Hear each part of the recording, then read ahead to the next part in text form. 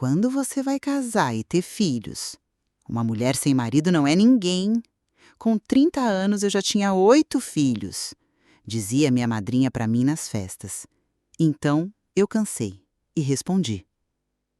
O barulho da festa de aniversário da minha tia já estava me dando dor de cabeça. A música alta, as crianças correndo e gritando, e o falatório sem fim das primas que eu só via uma vez por ano. Eu estava encostada na parede, perto da mesa de salgados, tentando ficar o mais invisível possível, segurando meu copo de guaraná. Queria apenas cumprir minha obrigação social e ir para o meu tão amado e silencioso apartamento. Mas eu sabia que não ia ser tão fácil. Eu a vi se aproximando, abrindo caminho entre os parentes como um navio quebra-gelo, com aquele sorriso falso que nunca chegava aos olhos. Minha madrinha, Cristiane.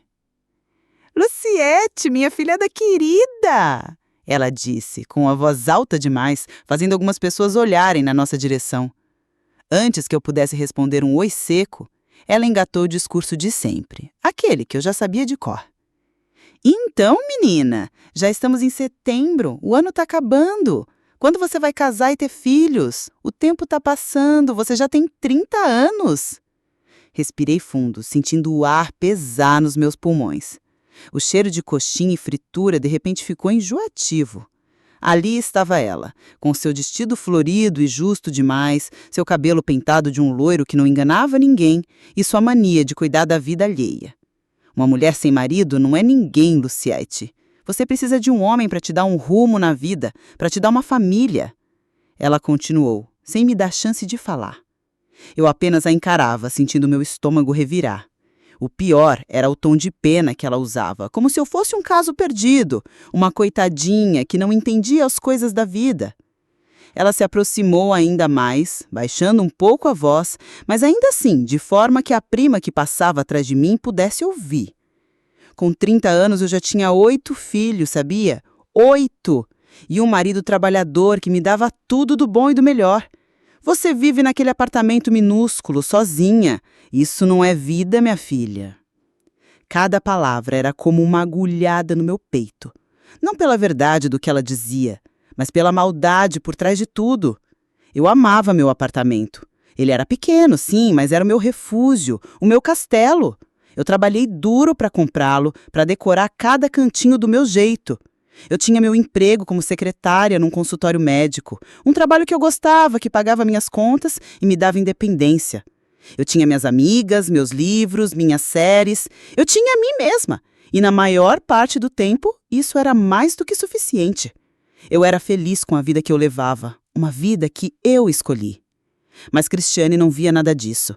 Para ela, a régua que media o sucesso de uma mulher era universal. Um marido, uma casa cheia de filhos e a dedicação total à família. Qualquer coisa fora disso era fracasso, era tristeza, era solidão. E ela fazia questão de me lembrar desse meu fracasso em toda e qualquer oportunidade. Nos natais, nos aniversários, até em velórios. Parecia que a missão dela na Terra era me fazer sentir pequena, inadequada. Eu a detestava. Não era um simples não gostar, era um sentimento profundo, amargo, que crescia um pouco mais a cada encontro. Eu a detestava pela forma como ela falava de mim, como se eu fosse uma criança tola. Detestava o jeito que ela olhava para minhas roupas, sempre com um ar de crítica. Detestava como ela diminuía minhas conquistas. Quando comprei meu carro, ela disse: "Ah, mas um carrinho desses de mulher solteira? Bom mesmo é ter um carro grande para caber a família toda." Quando fui promovida no trabalho, ela comentou: "Que bom, assim você se distrai enquanto não arruma um casamento." Ela fazia pouco de mim e da minha vida, porque a minha felicidade silenciosa e independente era um insulto para ela. Era como se a minha escolha de viver de forma diferente invalidasse as escolhas dela. Talvez ela não fosse tão feliz assim com seus 8 filhos e um marido que todo mundo sabia vivia saindo com outras. Talvez a minha paz fosse um espelho que refletisse o caos da vida dela. Eu continuei ali, parada, segurando meu copo com tanta força que meus nós dos dedos ficaram brancos. O guaraná já estava quente, senti as lágrimas querendo subir, mas eu as engoli com força. Não ia dar a ela o prazer de me ver chorar. Olhei ao redor. Minha tia, aniversariante, ria de uma piada contada pelo meu primo. Ninguém parecia notar o pequeno show de humilhação que estava acontecendo ali no canto. Ou talvez notassem, mas preferiam ignorar, como sempre. Ninguém nunca me defendia. Você precisa se cuidar, Luciette. Reza mais. Pedir a Deus um marido. Homem não gosta de mulher muito independente assim, não. Assusta eles. Ela concluiu, dando 2 tapinhas no meu braço como se tivesse me dado o conselho mais valioso do mundo. Ela se virou, pronta para ir atacar outra vítima com seus comentários maldosos, satisfeita por ter cumprido seu papel. Mas naquele instante, algo dentro de mim se quebrou. Foi a gota d'água. O copo que já estava cheio há anos finalmente transbordou. Cansei. Cansei de engolir sapos, de sorrir amarelo, de me sentir um lixo por ser quem eu sou. Cansei de deixar que ela usasse a minha vida como seu passatempo favorito.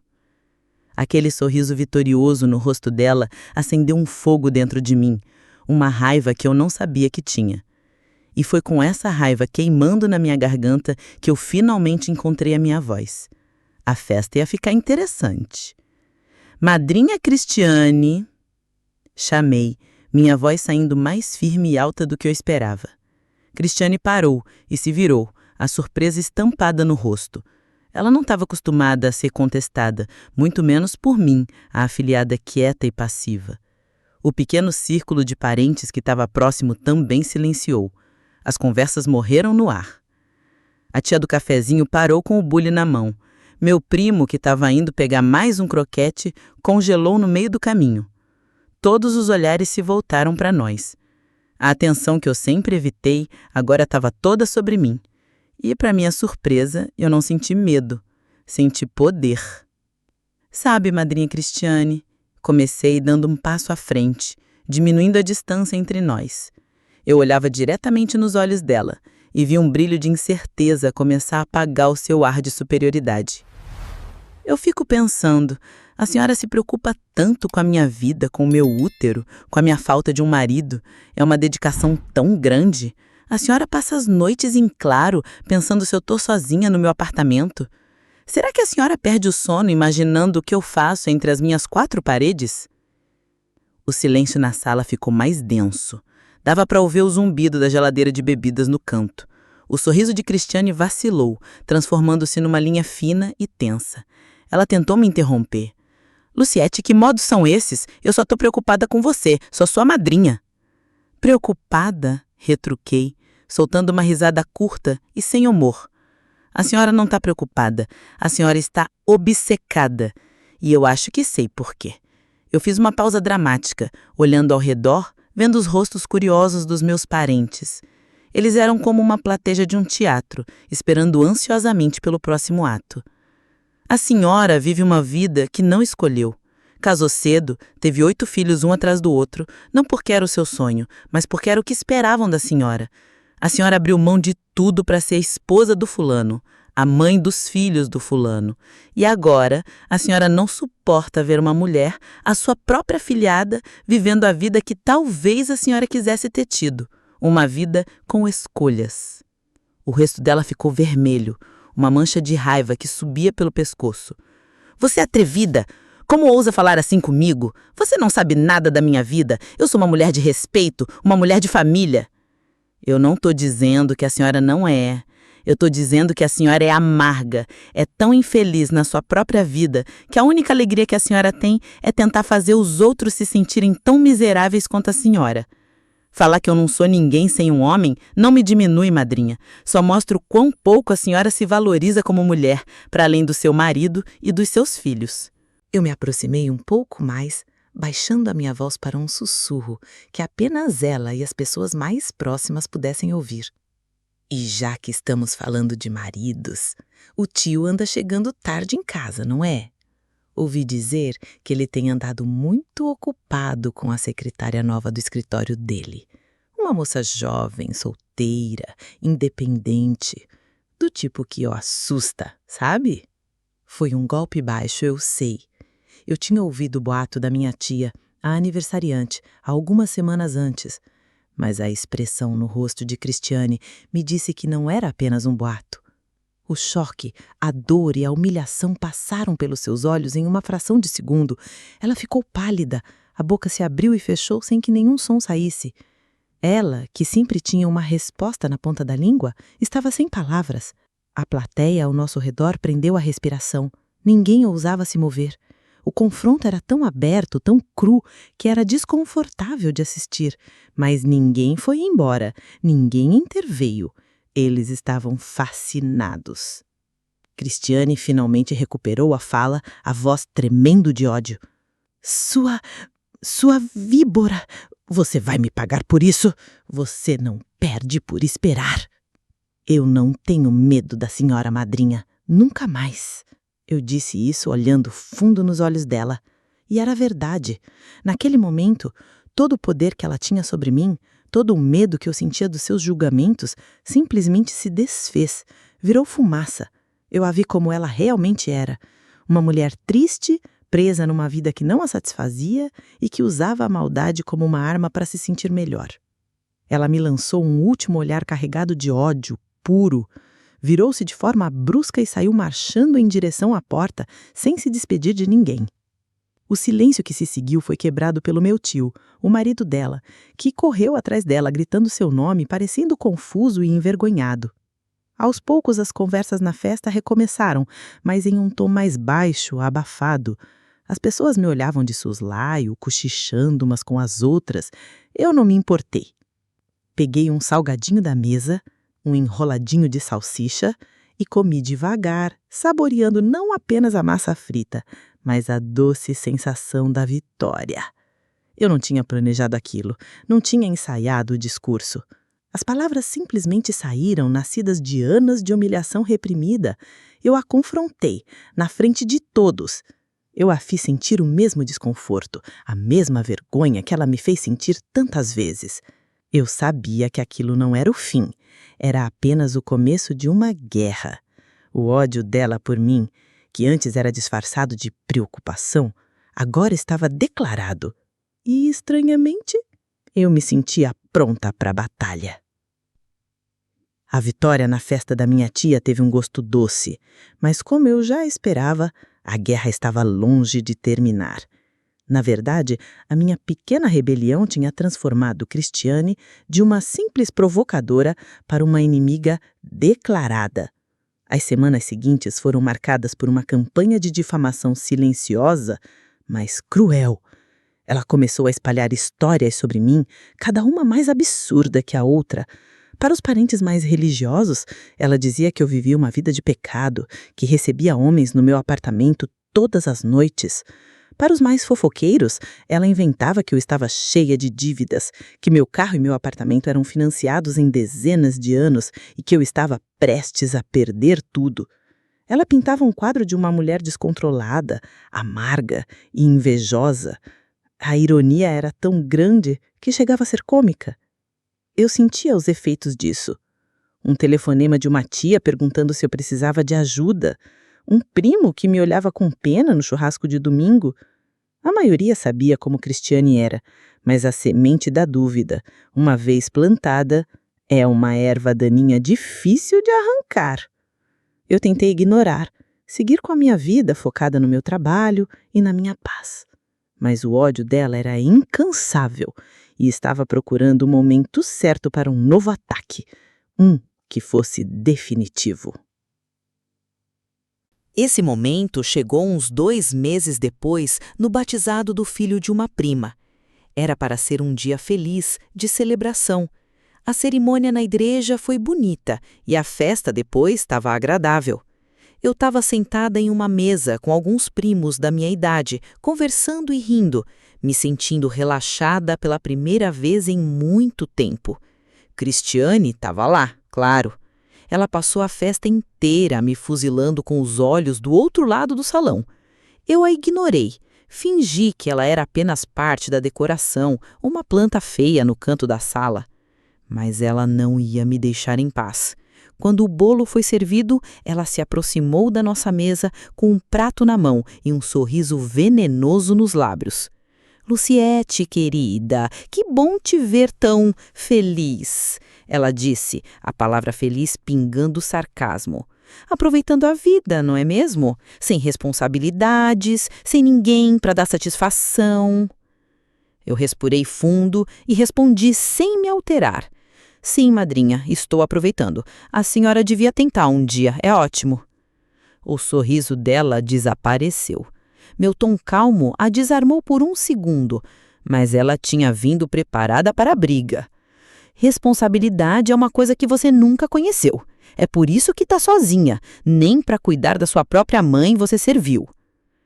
A menção à minha mãe foi como um soco no estômago. Minha mãe faleceu há 5 anos, depois de uma longa batalha contra o câncer. Eu estive ao lado dela em cada segundo. Segurei sua mão durante as sessões de quimioterapia. Ajudei a tomar banho quando ela já não tinha mais forças. Li para ela nas longas noites de insônia. Cuidar dela foi o ato mais importante e doloroso da minha vida. Não se atreva a falar da minha mãe, eu disse, a voz baixa e perigosa. Mas ela atreveu. Ela cruzou a linha que jamais deveria ser cruzada. Olhando para mim com o mais puro desprezo, ela disse as palavras que selaram seu destino. Sua mãe teria vergonha de você. Vergonha da filha que criou. Uma mulher sozinha, egoísta, que só pensa em si mesma. Ela se reviraria no túmulo se visse a pessoa que você se tornou. Tudo ficou em silêncio. O mundo ao meu redor desapareceu. Eu não ouvia mais a música, nem as conversas, nem o choro do bebê que estava sendo batizado. A única coisa que eu via era o rosto de Cristiane distorcido pelo ódio. E a única coisa que eu sentia era uma dor lancinante, seguida de uma onda de fúria que eu nunca tinha sentido na vida. A memória da minha mãe, do seu sorriso gentil, do seu abraço, do orgulho que ela sentia de mim. Ela sempre me disse para ser forte, para ser independente, para não deixar ninguém me dizer como viver. E essa mulher estava usando a memória mais sagrada que eu tinha para me ferir. Em um movimento rápido, intensado, puramente instintivo, eu peguei a taça de água com o gelo que estava na minha frente. A água estava gelada. Sem uma palavra, sem um grito, eu me levantei e joguei todo o conteúdo na cara dela. A água escorreu pelo cabelo loiro dela, borrando a maquiagem pesada dos seus olhos, levando junto o seu ar de superioridade. Pedaços de gelo caíram em seu colo. Ela ficou paralisada, boquiaberta, o choque estampado no seu rosto molhado. Mas eu não tinha acabado. Com a taça vazia ainda na mão, eu apontei o dedo para ela. Minha voz, quando saiu, era alta, clara e cheia de uma convicção inabalável. Nunca mais, eu disse, cada palavra pesando 1 tonelada. Nunca mais fale o nome da minha mãe. Você não tem esse direito. E já que estamos falando de vergonha, vamos falar da sua. Eu olhei para os rostos chocados ao nosso redor. Todos vocês sabem como a minha madrinha Cristiane gosta de manter as aparências, de parecer uma mulher correta, de família.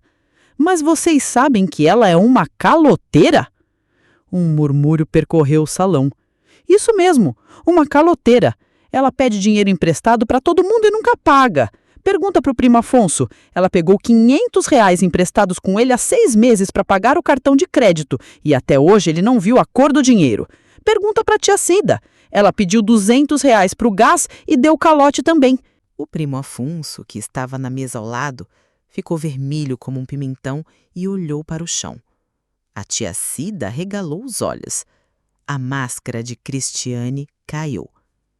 A humilhação em seu rosto era total, completa. Ser chamada de víbora em uma festa era uma coisa. Ser exposta como uma caloteira na frente da família inteira, com provas vivas, a poucos metros de distância, era outra.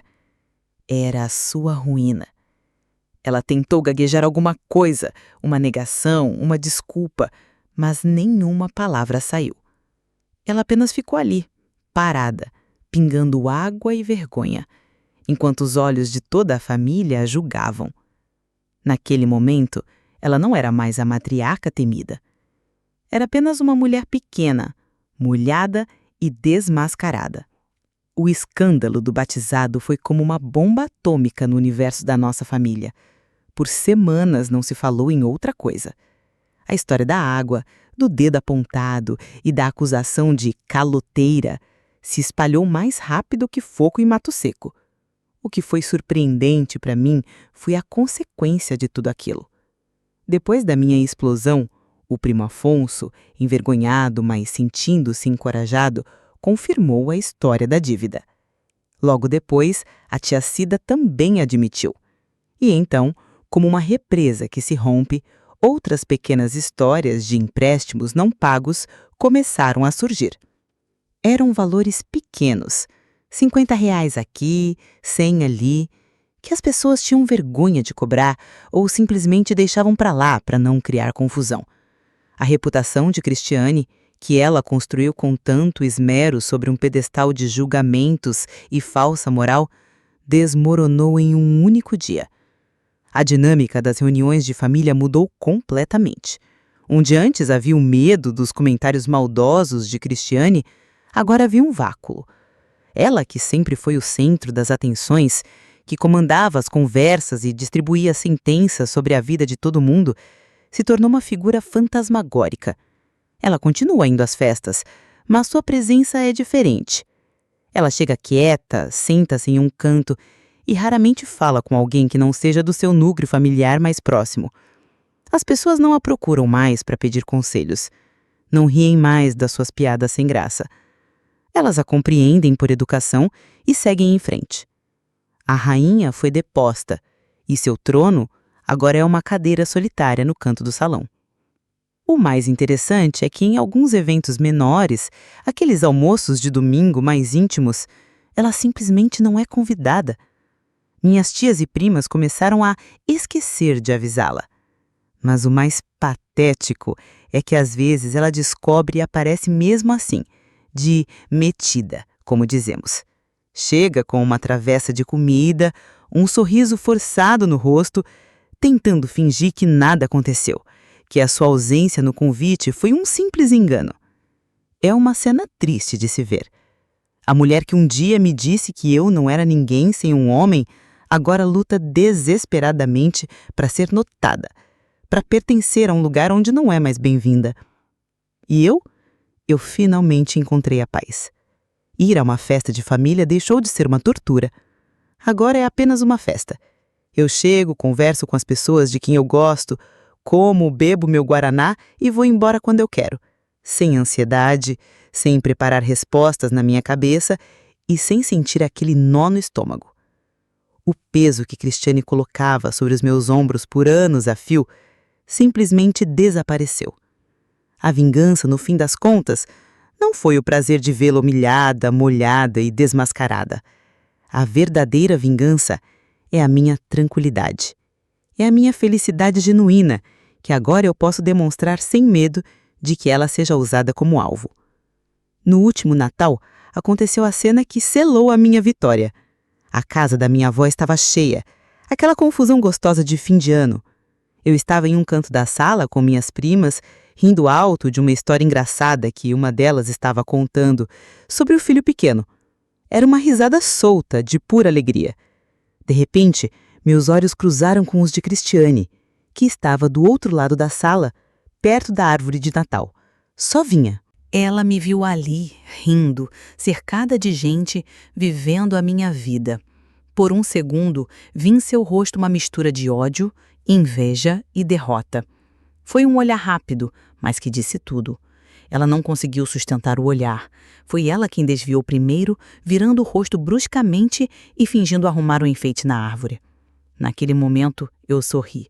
Um sorriso pequeno, só para mim. E pensei, ótimo. Era ótimo que ela me visse feliz. Era ótimo que ela soubesse que não tinha mais nenhum poder sobre mim. Era ótimo que a presença dela agora fosse tão insignificante quanto a de um móvel velho no canto da sala. Ela ainda vai às festas, passa por mim, às vezes no mesmo corredor, e finge que eu não existo. Ela olha através de mim, como se eu fosse invisível. E eu acho maravilhoso. O silêncio e a indiferença dela são a música mais doce para os meus ouvidos. Olhando para trás, percebo que tudo o que fiz não foi apenas por vingança, foi por sobrevivência, foi para defender o meu direito de existir como eu sou, foi para honrar a memória da minha mãe, que me ensinou a ser uma mulher forte. A superação não veio quando ela parou de me incomodar, mas sim quando a opinião dela deixou de ter qualquer importância para mim. A vingança foi a consequência, a minha liberdade foi o prêmio. Hoje, eu continuo a minha vida, no meu apartamento que eu amo, com o meu trabalho que me sustenta e com a certeza de que a única régua que importa para medir a minha vida é a minha. E quanto a Cristiane, ela pode continuar indo às festas de metida. A presença dela não me afeta mais. Mas a minha felicidade, eu sei, continuará sendo seu eterno castigo.